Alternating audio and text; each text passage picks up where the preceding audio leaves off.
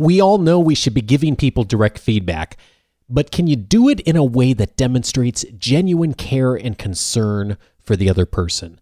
Today's guest says yes and is ready to show us how. This is Coaching for Leaders, episode 302. Produced by Innovate Learning, maximizing human potential.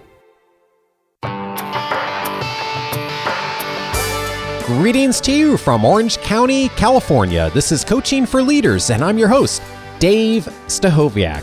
Leaders aren't born, they're made. And this weekly show gives you access to the practical wisdom that will empower you to become a better leader. And I'm really glad that you joined us for today's conversation because today I'm so pleased to have an expert with us that is really going to help us to frame how to show up as our whole selves in the workplace. And so many of us have learned either intentionally or unintentionally as we entered the professional workspace that we need to leave ourselves at the door a little bit. And unfortunately, that doesn't tend to serve us as well as it probably could if we showed up with our whole selves. And yet, a lot of times we don't know the practical framework in order to do that. And that's why I'm really glad to welcome today's guest today, because she's really an expert in helping leaders to embrace radical candor. And she is the co-founder of Candor Inc. And my guest today's name is Kim Scott. She has been an advisor at Dropbox, Kurbo, Qualtrics, Real Good App, Rolltape, Shipe, Twitter, and several other Silicon Valley companies. She was a member of the faculty at Apple University, and before that, led AdSense, YouTube, and DoubleClick online sales and operations at Google. She's also been a senior policy advisor at the FCC, managed a pediatric clinic in Kosovo, and started a diamond cutting factory in Moscow. And she's the author of 3 novels, and now also the author of the new book, Radical Candor: Be a Kick-Ass Boss Without Losing Your Humanity. Kim, what a career you've had. I'm so glad to meet you. Well, it's great to be on the show. And I've done a lot of different things and had some good luck and had some bad luck as well along the way. Well, let's start with something that at first glance may not have a lot to do with the professional work. And with all of the things you've done and all these amazing experiences you had, here I'm going to ask you a question about going for a walk with your dog. But you feature it in the story. And I actually think this is really just a perfect starting point for our conversation. Tell us about the walk you were on. Yeah, so I had started a software company called Juice, and I was really struggling with my leadership style. I one day got this email from a bunch of different people at the company, like 10 different people sent me the same article about how people would rather have a boss who's a total jerk than one who's really nice but incompetent. And I thought, are they sending me this because I'm a boss, or because I'm a jerk, or because I'm incompetent? Neither one of those seemed so good. And a stranger on the street who I met while walking my dog resolved the problem for me, helping me realize I didn't have to be either one. So I'm walking along and with my puppy, golden retriever puppy named Belvedere, and I adored Belvedere. And because I adored her, I never said a cross word to her, and she was completely untrained and out of control. So we're walking along, she jumps in the street, I pull her out of the way of an oncoming cab in the nick of time, and this man on the street, a perfect stranger, looks at me, and he says to me, "I can see you really love that dog." And then he looks at me again and he says, "But you're going to kill that dog if you don't teach it to sit." And then he points to the ground with this sort of harsh movement and he says, "Sit." And the dog sat. I was astounded. I didn't even know the dog knew what that meant. And I look at him in amazement and he looks back at me and he says, "It's not mean, it's clear." And the light changed and he walked off, leaving me with words to live by. Words that changed my management style really forever. It's not mean, it's clear. And I realized that the man did 2 things in that simple little interaction with me. First, he showed he cared at a personal level. And it didn't mean that he had to know my birthday or the members of my family's names or anything like that. All he had to do to show he cared at a personal level was to say, I can see you really love that dog. But then he didn't let his concern for hurting my feelings or whatever prevent him from warning me that I was about to make a big mistake with this dog that I loved, and telling me I was going to kill the dog if I didn't teach it to sit. And so it really stuck with me, that this ability of a leader to be able to, or a peer, frankly, or your employee. It's not a hierarchical thing, up, down, and sideways. But the ability of somebody to show you that they care about you as a human being, at the same time they're willing to challenge some kind of mistake you're making, or maybe to challenge good work to be even better. And that is really the essence of the model you've presented in your book, Radical Candor, is that those two important areas of being able to challenge directly and also being able to care personally. And I'm wondering if we can explore both of those, and also what happens when only one of them show up. And by the way, I love this book. I'm going to be recommending it to a lot of folks. Thank you so much. I really loved writing it. Sorry to interrupt. Oh, no, that's fine. I can tell. And it really, I love the book not only because of the model, but I love all the stories and the examples. And so many of your stories are about companies and even names of leaders that a lot of us would know and recognize, especially folks in the tech space, of course, where you've been. And so let's dive into the model a bit and look at these two different dichotomies, because we really do need both, don't we? Yes, absolutely. And I think the way you started the show, Dave, was really smart, because what is it that would move us down on the care personally dimension of the Radical Candor framework? I mean, nobody starts their career thinking, I don't care at all about people, so I think I'm going to be a great leader, right? That's not how it works. And I think you really hit upon what hurts us on this dimension is we think we're supposed to, and this usually happens to us when we're 18, 19, 20, around the time we get our first job. We're right at that moment in our lives when our egos are still quite fragile, but our personas, sort of the face that we face the world with, are beginning to solidify. And right at that moment, we get told, be professional. And for an awful lot of people, that starts to mean leave your emotions, leave your humanity, leave everything that's best about you at home, and come to work as something less than fully human. And that's a disaster for caring personally. In order to care personally about others, we need our whole person. So I think it's really important to bring your whole self to work, to be more than just professional. I'm not saying be unprofessional, but bring your whole self to work. So that's sort of what I mean by care personally. And then it's also worth thinking about what trips us up on the challenge directly dimension of the Radical Candor framework. Dave, I bet you had a parent when you were a child who said something along the lines to you of, if you don't have anything nice to say, don't say it at all. Oh yeah. Heard that many times. Yeah, we all do, and in fact, I've taught I've taught and worked and led teams in 10 different countries, and virtually every culture, I think, on the face of the earth has some version of that saying.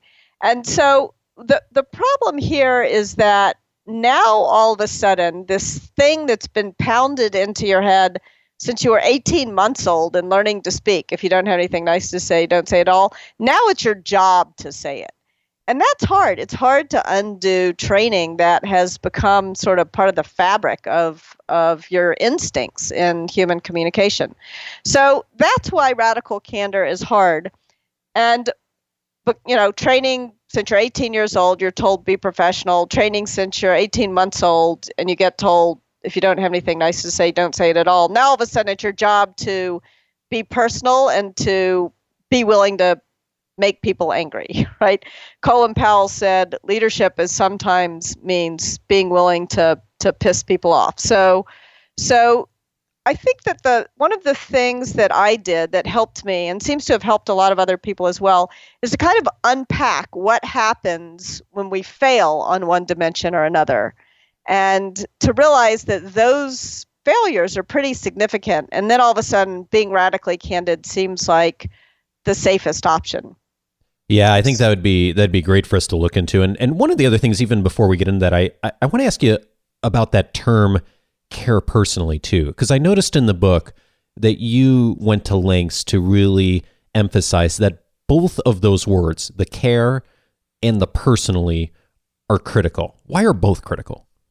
The reason why both are critical is that at the very core of your ability to be successful as a leader, as a manager, is a set of relationships with each of the people who work directly for you. And these are very human relationships. This is not merely professional. The emotional labor involved in those relationships can be quite intense. And you've got to care about each of your direct reports, not just as an employee, not just as a professional, but as a full human being. If you're going to build the kind of relationship that is necessary in order to create a culture of feedback, in order to build the kind of team that helps each person take a step in the direction of their dreams, in order to achieve results collaboratively, because telling people what to do doesn't work. And for all of those, you're just kidding yourself if you think you can build a cohesive team and create a culture of feedback and achieve results collaboratively without really good relationships at the core. And you can't build a relationship that's not personal. So the critical nature of both of those, I like that.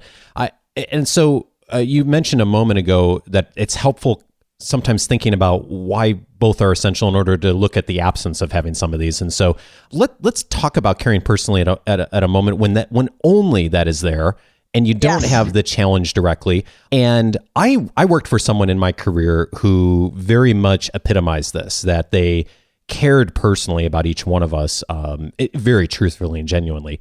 But the challenge directly almost was never there. And at first glance, it seems like that would be kind of nice. and it isn't bad at the beginning. Yeah, it is nice for about 2 weeks or maybe even a month. Yeah, it was. But then it starts to cause a lot of problems. So tell us what you run into when you've seen leaders fall into that trap. And this, by the way, is by far the most common mistake that we make at work. If in all the organizations where I've worked and coached, this problem where leaders do care about their people and they're so worried about not hurting people's feelings that they're reluctant to tell them when their work isn't nearly good enough, that they're reluctant to challenge them to make good work great and great work sort of astounding. They're reluctant to push. They're reluctant to challenge directly. And this I call ruinous empathy.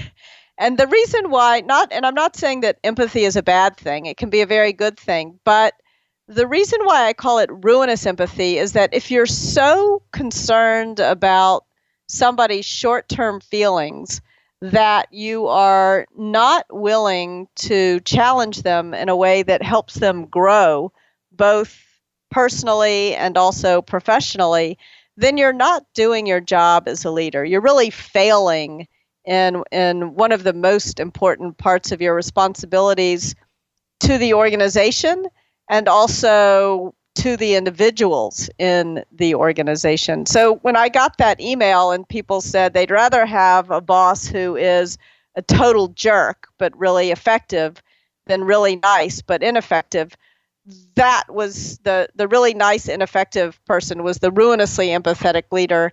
And it's even worse. It's even worse for the people who work for you when you are ruinously empathetic than when you're what I call obnoxiously aggressive. I would agree with that. I've had the same experience where I've worked for both, and I would say the ruinous empathy is worse in the long run. And Kim, when we hear stories about bad leaders and jerks and all the language we use, a lot of times we think of that archetypal story of like an obnoxious, aggressive person. And yet, when I think of the people I work with and the people I coach, I would say more like 75, maybe even higher percentage are more on the other side, where if they're erring on one side, they're erring more on being, if not too empathetic, just only empathetic and not challenging. And I'm wondering if you could say something also about the other side, the obnoxious aggressiveness, when we err on that side of challenging directly a lot, but not caring personally, or certainly not caring personally very much, or at least not in a apparent way. Yeah, or not showing that. Maybe we do care, but we fail to show it. But sometimes you get so busy or so angry that you really don't care.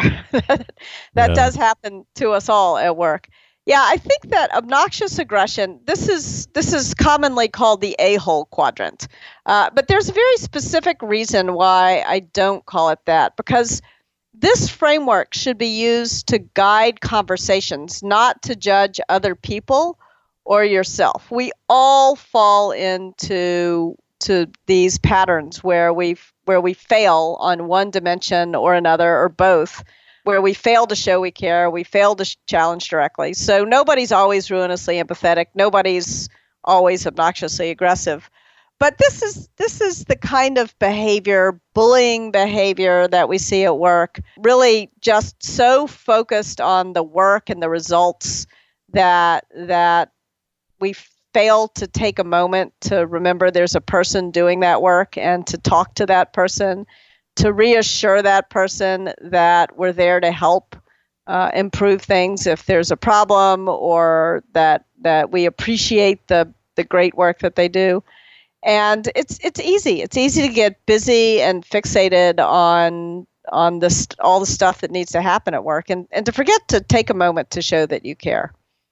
One of the things that I'm thinking people are probably wondering as they're thinking about this and thinking about these two dichotomies is how to get better. And I know for a lot of our audience, we may err more on that ruinous empathy side. And so for the person who's done a lot of that in their career, maybe has heard your story, Kim, and is thinking, it's kind of sounding familiar.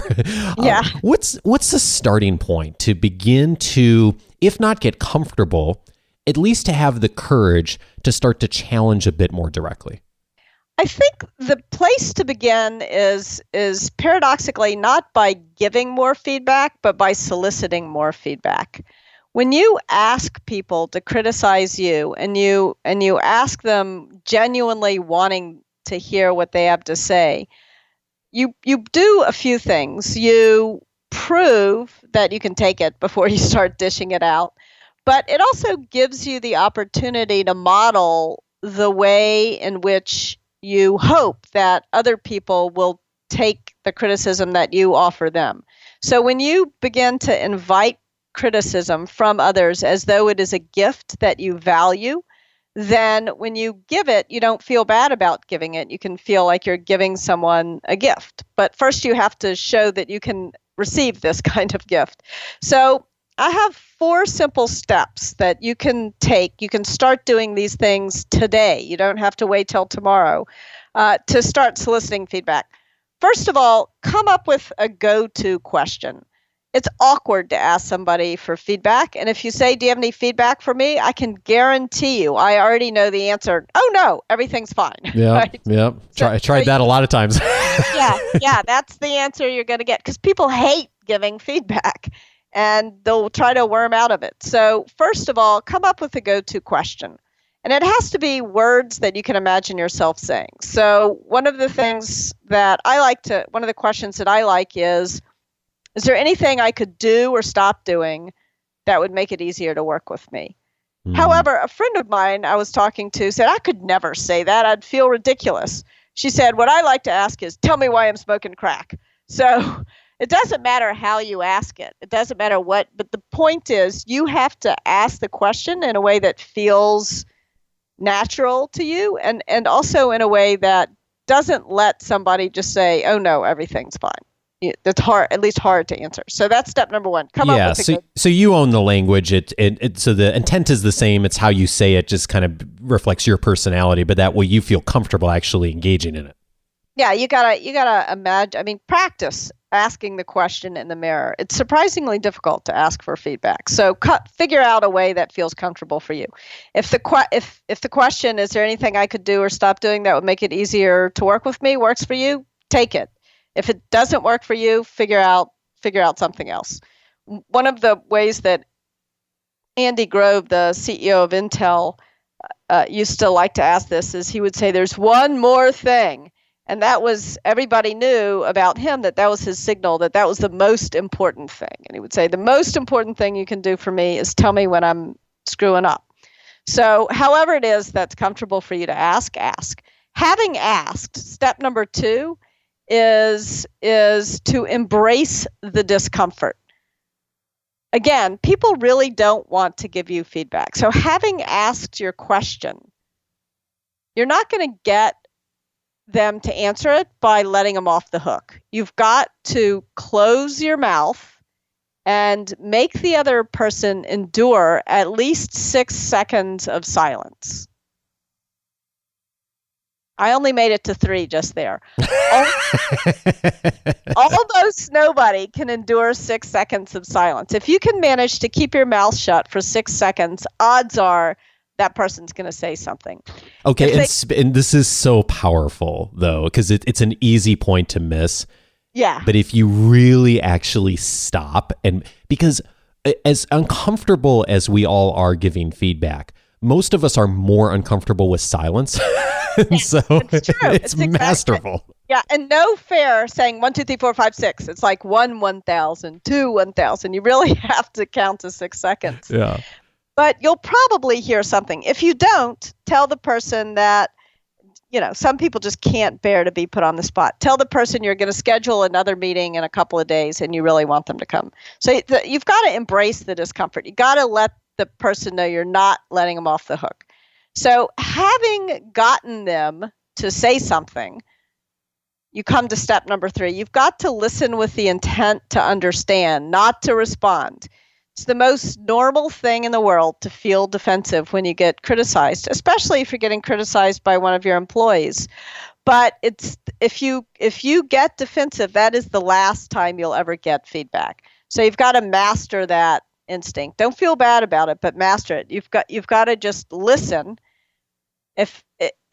No matter how vehemently you disagree with what was just said, repeat it back. So what I hear you saying is that you hate this radical candor framework and you think it's all total nonsense or whatever, right?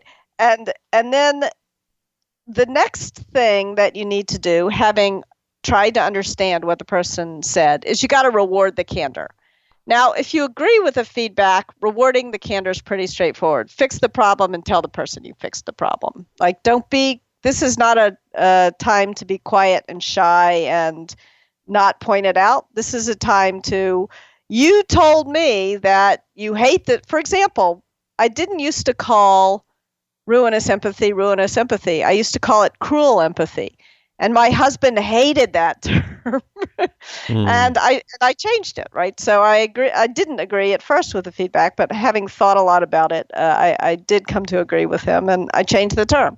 So tell the person that you changed the term. Give them credit for changing your mind and improving your work. It's a little bit harder to reward the candor when you disagree with the feedback, and you will sometimes.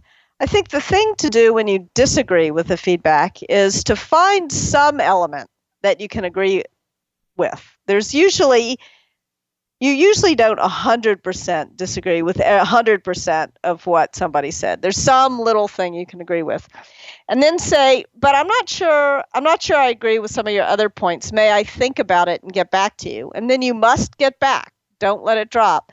And sometimes the only way to reward the candor is with a fuller explanation of your point of view, but a respectful one, not a defensive one. Does that make sense? It does. So it's really about listening, and it's okay to ask some questions in the moment as long as the questions are for understanding, not to be defensive or to change their mind or anything like that. Because to your point, the minute you start doing that, then the next time you ask, people are not going to say anything, or they're just going to say something that's inconsequential. Exactly. Don't criticize the criticism. This is not your moment to say your criticism is obnoxiously aggressive. Yeah. This is your opportunity to take what you can learn from the criticism. So that's soliciting feedback.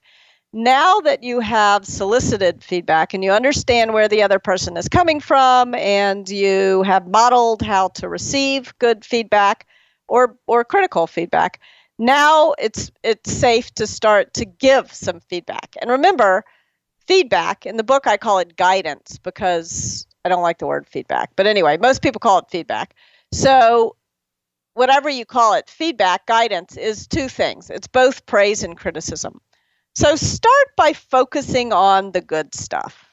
There's almost always something somebody you're working with is doing that you appreciate, that makes life better. So start by focusing on the positive. And remember, the purpose of praise is not to care personally. I mean, it's not to care personally, but praise, like criticism, should both show that you care personally and challenge directly. So the purpose of praise is to let people know what to do more of, to show them that you care about them, but also to challenge them to do more of that thing that's good. And having focused on the good stuff, now it's safe to criticize, right? To bring up that piece of critical feedback, but to bring it up in a way that is meant as to help somebody fix a problem or to help somebody fix your misperception, because you may be wrong about your feedback. It's okay. In fact, it's good to go into a conversation where you're going to give somebody some critical feedback with the realization that you may be wrong. It's okay. You're just saying, this is why I call it candor and not truth. Here's what I see, and what do you see? Does that make sense? It does. And one of the things that I really thought was brilliant in the book, of so many things, but you talk in the book as much about praise as you do about criticism. And so one of the things that I found really interesting was the point you made about how you should spend as much time researching giving someone praise as you do when you're preparing to give someone criticism. Could you tell us more about that? Yeah, it's so important. This was something that I learned from a woman at Apple named Karen Supprell. She would ask class when we were teaching managing at Apple. She would ask the class, how much time do you spend making sure you have your facts right when you go in to criticize somebody's work? And, fair amount of time. How much time do you spend making sure you have the facts right when you go in planning to praise somebody's work? And people didn't spend any time preparing to praise. But the fact of the matter is that you can get praise badly wrong.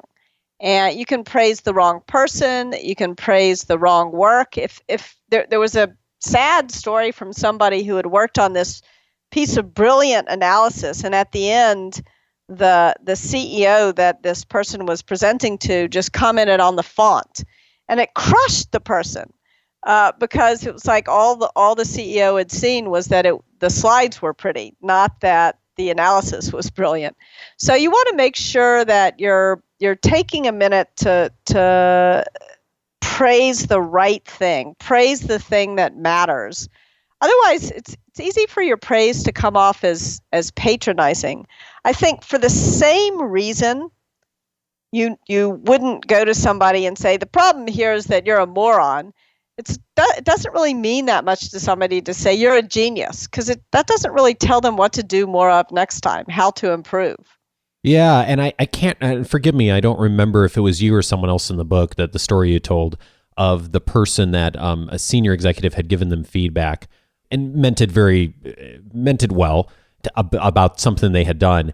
And it turned out that person didn't do the work at all. And yes. So not only did, I thought the funny thing was, here's this praise that was given, not only did it not land well, but it actually made that person's life miserable, because the rest of the team all of a sudden thought that person had positioned themselves to have done the work, and it didn't happen at all. And it just created this huge mess for them.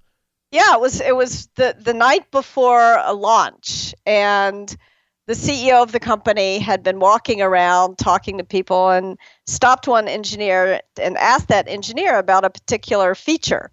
And the engineer explained a lot about the feature and why it was hard to build, but why it was important for users. And the next day, when the CEO was celebrating this launch, he caught this engineer's eye in the back of the room.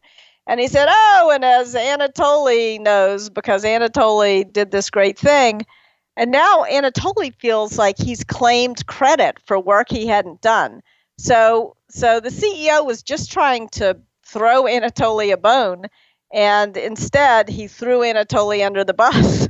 And praise can sometimes do that. So you want to make sure that you're taking a minute to make sure you are praising the right people for the right things and that you mean it. I think one of the most common reasons why praise goes wrong is that people get told they're supposed to say, manage by the numbers. You're supposed to say 3 nice things for every piece of critical feedback that you offer. And the problem is that people then just grasp at any random nice thing they can think of that they don't really mean. So, great haircut, but your work is terrible, but I love your socks. I mean, people don't care about it. It just comes off sounding bad. Or even worse, there was an executive at a place I worked who his HR person kept saying, you've got to give people more praise. You've got to give people more praise. And so he came up with a cheat sheet right before bonus time of a list of people who had gotten a bonus and what they had worked on. And when people walked into the room and he would sort of look at his cheat sheet and then look up and say, hey, Bob, great work on the XYZ project. Here's your bonus. And people reported feeling worse coming out of that meeting, in which they had been handed a big check, by the way, than going into it. It's pretty hard to pay people a lot of money and make them feel worse about themselves as a result of it. But this manager pulled it off. That's the problem with insincerity. Yeah, boy, it really does. Crowd out everything else that the organization's trying to do, and even the financial pieces. And so speaking of bosses, it wouldn't be fair to have a conversation about radical candor without talking about the other direction too, and of what a lot of times is called managing up. And one of the things that I was also really pleased that you did in the book is you really make the point that you should also embrace radical candor in giving feedback and giving guidance upwards too. And you have, I think you have a really good practical way to approach that too. And I was wondering if you could say something about that as well. Yeah, I mean, when you, again, remember, these are relationships, and human relationships don't actually respect hierarchy. And so the rules are fundamentally the same. The rules of engagement start by soliciting feedback. Then focus on the good stuff, focus on praise, then focus on giving criticism. And, I think you're entitled maybe to proceed with a little bit more caution if it's your boss than if it's your employee, because you could get fired. I did once give a radical candor talk, and somebody tweeted at me afterwards, tried radical candor on my boss, got fired. And I said, I feel terrible. Oh, no. Tell me how I can help. And then this guy said, actually, I already got another job. I'm fine. I'm better off. Thank you. But oh, that's funny. But it did sort of give me, I was getting on a plane. I remember thinking, oh no, I'm going to land. And there was no Wi-Fi on the plane. But anyway, luckily, all's well that ends well. But the point is that, it is I would say it's your moral obligation to be radically candid with your employees. You're entitled to tread with a little more caution with your boss. But I would argue, if you can't offer your boss radical candor, if you can't be radically candid with your boss, having tried the steps that I lay out in the book, I recommend looking for a new boss if you possibly can, because if you can't tell your boss what you really think, then your work is going to suffer and your psyche is going to suffer. It's going to make you mad, and life is too short. Yeah, and I love the advice you have of, if you're not sure, and a lot of us aren't sure if we haven't done it before, is, kind of just do something that's a low risk, test with something that's maybe not a big deal and just kind of see what happens. And then that, if that gets responded to well, then that gives you a little bit more confidence to move forward into things that are a little more critical. Exactly. I know you're a big believer in leaders continuing to learn and grow from failure. And you talked about the situation with Bob earlier. And I like to have conversations about failure on our show because I think our entire listening community can learn from it. Just to remind us all that none of us have this all figured out completely. What's the biggest failure in leadership you've had? I would say a mistake that I've made, unfortunately, I like to try to make mistakes only once, but more than once, is at the very core of your ability to be radically candid is to remain centered yourself. And for me, I need to get enough sleep, I need to get enough exercise, and I need to have breakfast and dinner with my husband and kids most days. And if I don't do those things, I cannot be an effective leader. If I can't get enough sleep, if I fail to take care of myself and get enough exercise, I descend very quickly into obnoxious aggression. And it's so important to remember that to stay centered, because it all starts with that. Kim, I really love this book. I'm going to be recommending it to a lot of folks. So because as like you, I get a lot of questions about, well, how do I give feedback? What's the best way to manage up? And this framework is one that's just so simple and so powerful. So I hope folks will, of course, go check out the book.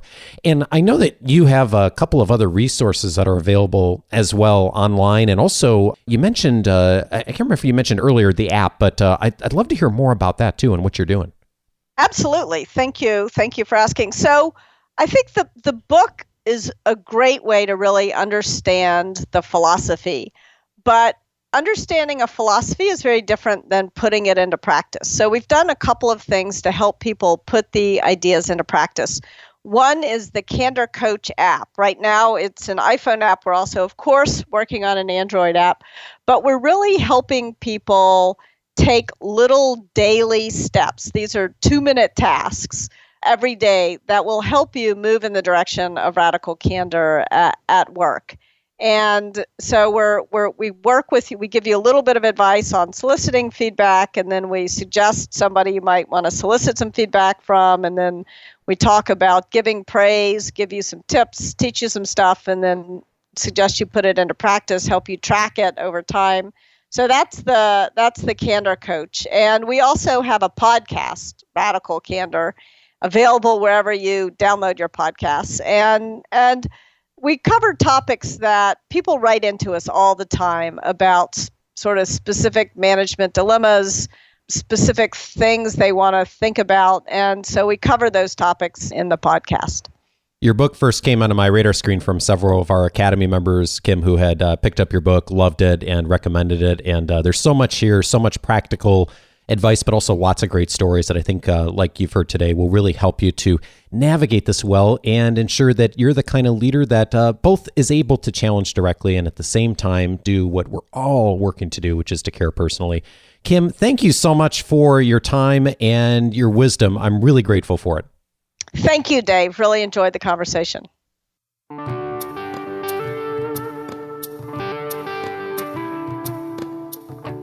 I am really looking forward to the Coaching for Leaders listener meetup that is going to be held later this month, Thursday, June 29th in San Francisco. I'm going to be there for the evening, and I am really looking forward to meeting so many of you. We've had a bunch of people already RSVP. There are still spots available if you are in the San Francisco Bay Area, or if you just happen to be in the area that evening. Again, Thursday, June 29th, I'd love to meet you. Just go to coachingforleaders.com/San Francisco, all one word. That'll get you all the information you need to know. You can reserve your free spot. There is, however, limited seating, so if you are interested or if you've been thinking about it, go on there, get your spot. Can't wait to meet you in person. It is going to be a ton of fun. We're going to have a special guest too, so I'm really looking forward to getting to meet you in person and getting to interact with more folks in the Coaching for Leaders listening community. More meetups coming up in other places in the not too distant future too. So if you're not in the San Francisco area, hang tight. More coming in the not too distant future. And in the meantime, whether you're close to a meetup or not, I hope that you will get connected with the Coaching for Leaders community by activating your free Coaching for Leaders membership. It is the best way to begin accessing all of the resources that are available on the website, including the entire podcast archive, searchable by topic, my weekly leadership guides, the online course, the library. There's a ton more there that you get access to. And in addition, you'll get access to my free 10-day audio course that is titled 10 Ways to Empower the People You Lead. And if you'll give me 10 minutes a day for 10 days, I'll help you to get the most immediate, practical actions to become a better leader. I've heard lots of good comments about the course for those of you who have taken it over the last 6 months, which is closing in on now 3,000 or 4,000 people. Thank you so much if you've done that. Just go over to coachingforleaders.com. You can activate your free membership there and get access to all of that, plus a ton more. And when you're on the website, check out several of the other episodes that are in the Coaching for Leaders library that are directly related to today's conversation. One of them you're going to want to check out is episode 223, Start With Why, featuring Simon Sinek. Simon Sinek was on the show. We talked about the importance of getting real in organizations, of starting with why. And while we didn't use the words radical candor, you hear a lot of candor in when what Simon has to say about leadership and work in organizations and the future of what organizations can do. If you haven't heard Simon talk before, go over to episode 223, check that out.